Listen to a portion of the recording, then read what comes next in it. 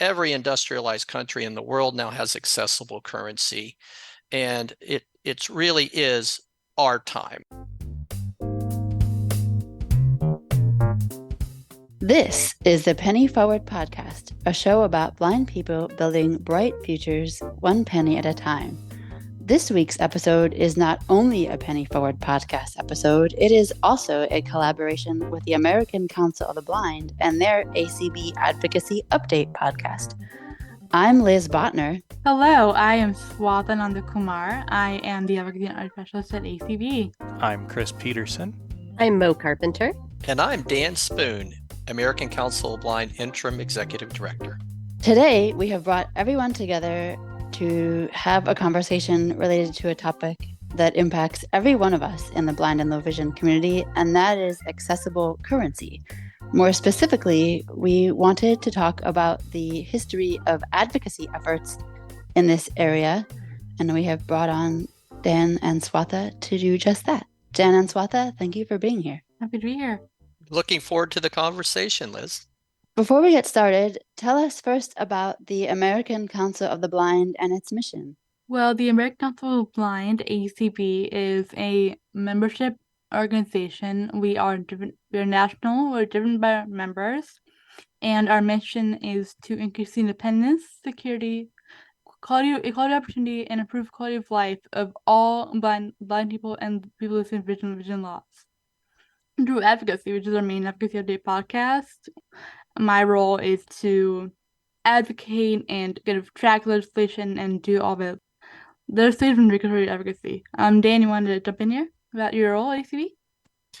Sure. I've had several roles in ACB. I was a member of our ACB Board of Directors and then the ACB President for 4 years, and currently I'm serving as our Interim Executive Director.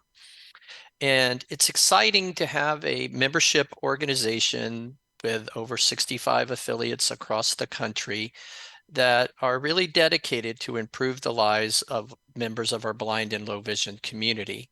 And excited today to be here and talk about our advocacy journey related to accessible currency. Well, let's dive right into that, shall we? Dan, can you tell us a little bit about the history of the accessible currency movement? Yes, Chris, I'd be happy to. And it's really a journey that goes back a little more than half of a century right now, if you can believe it.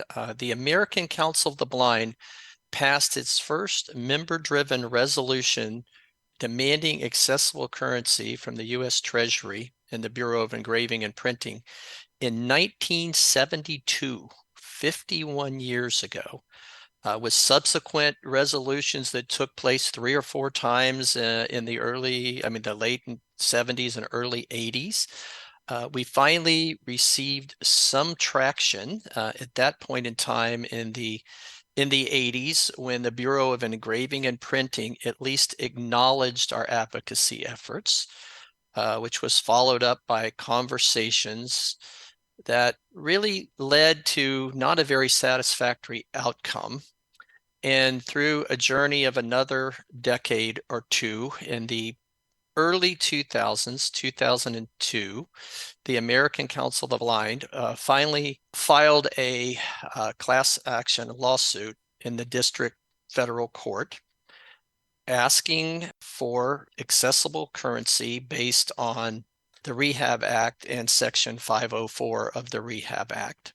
And that case came to trial in 2006, and ACB won that particular case, which was our plaintiffs were Otis Stevens, who's now deceased. He was one of our former presidents of the American Council of the Blind. Our executive director at the time was Charlie Crawford. He's also deceased at this point in time. It's been a long journey. And Pat Sheehan, who has been a member of our ACB Board of Directors, is still with us today. And it's been quite a journey. But out of that lawsuit, we did receive injunctive relief that said the Bureau of Engraving and Printing had to make their currency fully accessible for the blind and low vision community. That conversation went on back and forth for several years. And in 2009, the Bureau of Engraving and Printing, on behalf of the Secretary of the Treasury, finally put together what they said would define truly accessible currency, which was a raised tactile feature on all new U.S. currency. Second was an enlarged image, so those with low vision could see the currency, so raised numerals and high contrast. And then third, they put in place a temporary measure to provide an accessible money reader, an electronic reader, which was distributed by the National Library Service for folks to have accessibility while we were waiting on the money. The money was supposed to be delivered, first note in 2020 for the $10 bill. And then several years after that, the Bureau of Engraving and Printing in the U.S. Treasury, due to counterfeit concerns, came back and said that new currency was going to be delayed and that the first new bill would be produced in 2026, which is where we kind of stand today. So the order is still in place. We receive biannual reports from the Bureau of Engraving and Printing on their progress. And it's been quite a journey, and we'll talk a little bit more about it throughout the process, but just leave it to be said that it has been a truly long and extended effort, but I believe one that we're getting close to the finish line on. Dan, is there a certain event that came up that led to ACB getting involved with this advocacy effort?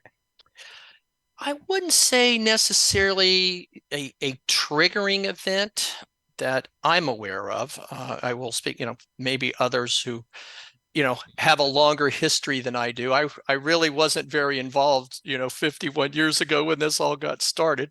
But in general, I believe what has happened worldwide is that we've seen pretty much every industrialized country in the world move forward with a very good effort at accessible currency for the blind and low vision community.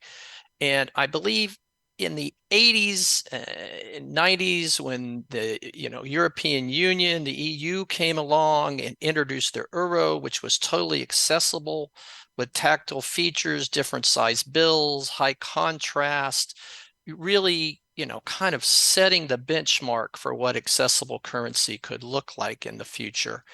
I think that really brought the attention to our community that said, hey, what's wrong with the United States? Why are we lagging so far behind? And now, of course, we see pretty much every industrialized country in the world now has accessible currency. And it really is our time. So I think it's just that lack of action and lack of follow through that really has been the overall trigger. Show us the money. We finally want to see accessible currency in our lifetimes. And for many of our members, their lifetimes have run out and we still don't have accessible currency. In terms of the initial individuals who were involved, Otis, Charlie, and Pat, was there an initial reason, Dan, that they may have given that spurred individual and even collective action on their parts to get involved? Or was it just, as you previously said, a lack of accessibility and need to make it not be that? Yeah, I think so. I think just a building frustration, right? I mean, one of the most visible things in our society is our currency. You don't go a day in your life without running in contact with the U.S. currency, right? It's a part of your life. And as you all know, in the penny forward movement, having easy access to understand the denominations of your bills is an important part of budgeting your finance and your money. My personal experience in the early 2000s, my wife and I, Leslie, decided we needed to kind of get control of our financial security and future.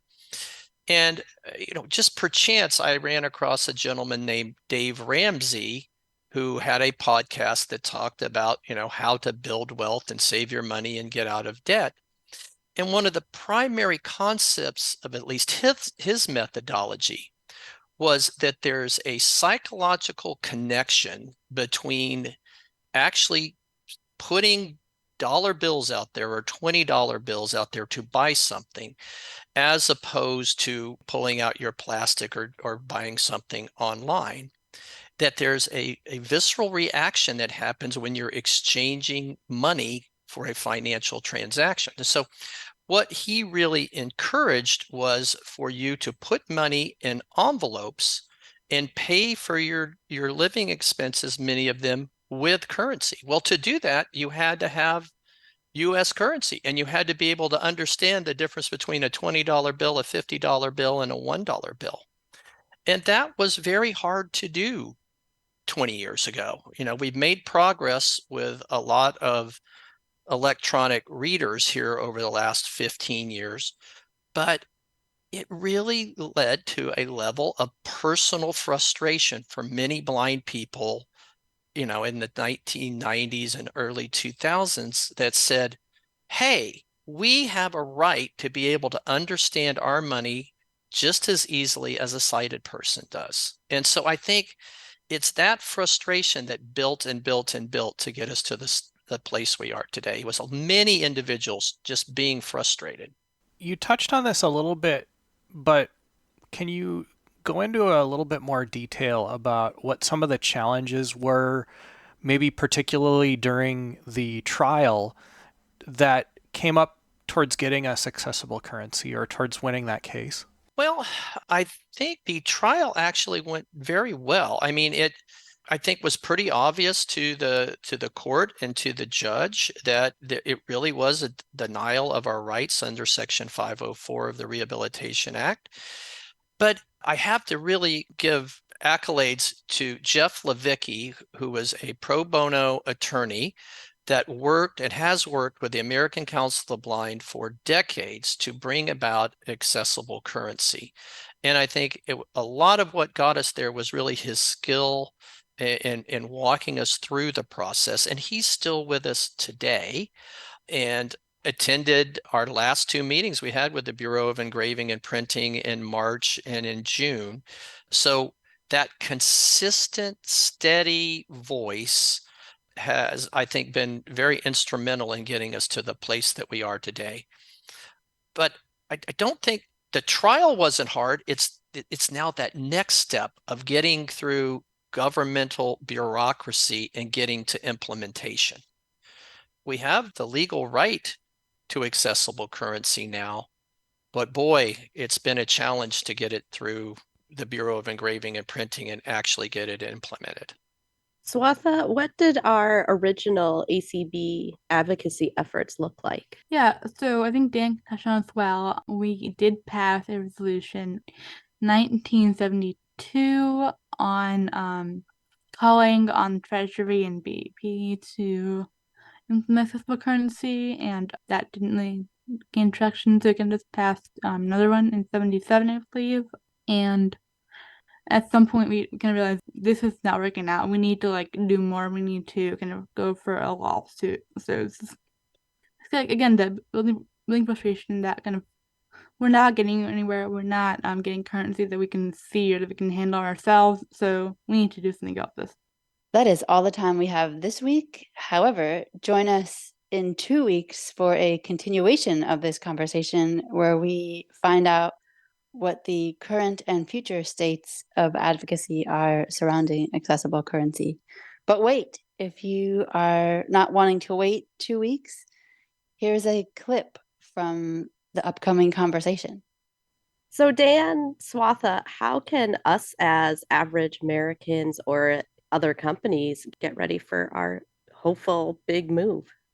I think it's just keeping ACB accountable to our milestones, helping us keep AP's feet to the fire. As far as prepping for change, it's not going to happen for the next 3 years. So I think there's plenty of time for you all to get adjusted to the new move. And do you want to add anything else here? Yeah, I think one of the things we're really working with the Bureau of Engraving and Printing is they have to file a report for the lawsuit every 6 months, every March and September. So they're getting ready to do another filing here this month. And I think it's important as they make this progress that they truly document their progress and not say, things are moving on as scheduled. We really, we're trying to work with their lead counsel and their leadership to communicate as much of that progress that's being made in the official report to the court, because that puts it in writing. That it makes it much more concrete that the Bureau has passed this particular major milestone. So I think that's one important thing that we'll keep working on them to truly document their progress through their reports to the court. And then secondly, I think as we move through this, we have to, as advocates, continue to work with our representatives and our senators to ask them how the progress is coming. We are asking the Disability Coalition, Representative Dingell, to really move forward and just not find anything accusatory, but just ask for updates, from Congress. How, BEP, how are things moving along? Are you seeing any anomalies? Are we staying on schedule? So I think the more we can keep everybody's attention focused, and if anything comes up, we know sooner rather than later that they've run into an issue, that then we can help advocate around that particular issue. So I think that's important. And then I think as we get closer, there's going to be a really large role, I think, for all of us to get the word out that this is coming, that there's going to be a new bill with a raised tactile feature that's totally accessible for our blind and low vision community, and how much it means to us and how important it is. Because I think getting that public awareness and public pressure on our side will help us get it over the finish line, Mo. Dan and Swatha, thank you so much for being here and sharing with us the advocacy journey around accessible currency, from its beginnings to its current state to what is next in this area for the future. I would also be remiss if I did not thank those three individuals without whose work we may not be where we are today, those being Charlie Crawford, Otis Stevens, and Pat Sheehan. Charlie and Otis, I hope that where we are with advocacy efforts around accessible currency is something that you would be proud of. And Pat, I hope that one day your initial feeling of frustration, which led you to pursue this advocacy effort in the first place, can turn into a feeling of celebration. I believe that we do have things that we can celebrate today, but we are not where we need to be, and that is definitely evident from our conversation. Also, accessible currency in general, is something that affects every single one of us, and to have it be accessible would be better for everyone. To quote what Dan had said earlier, show us the money. Thank you, everyone.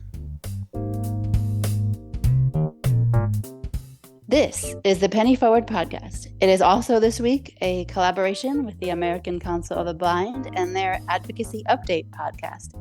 I'm Liz Botner. Hello, I am Swatha Nandakumar. I am the Advocacy Art Specialist at ACB. I'm Chris Peterson. I'm Mo Carpenter. And I'm Dan Spoone, American Council of Blind Interim Executive Director. The Penny Forward Podcast is produced by Chris Peterson and Liz Botner with assistance from Mo Carpenter. Audio editing and post-production is provided by Bryn Lee at superblink.org. Text transcription is provided by Anne Verdine, and music is both composed and performed by Andre Louis. Penny Forward is a nonprofit organization whose mission is to help blind people navigate the complicated landscape of personal finance through education, mentoring, and mutual support. We have 3 tiers of membership options: a guest membership at no cost, a monthly membership at $9.99 a month, and a yearly membership at $99 a year. Benefits of Penny Forward membership include access to our online courses covering a wide variety of financial-related topics, early access to the Penny Forward podcast, weekly members-only group chats, one-on-one financial counseling and coaching, and much more. To learn about these and other Penny Forward offerings and services, please visit our website at www.pennyforward.com. For Penny Forward, I'm Liz Botner. Thanks for listening and have a great week.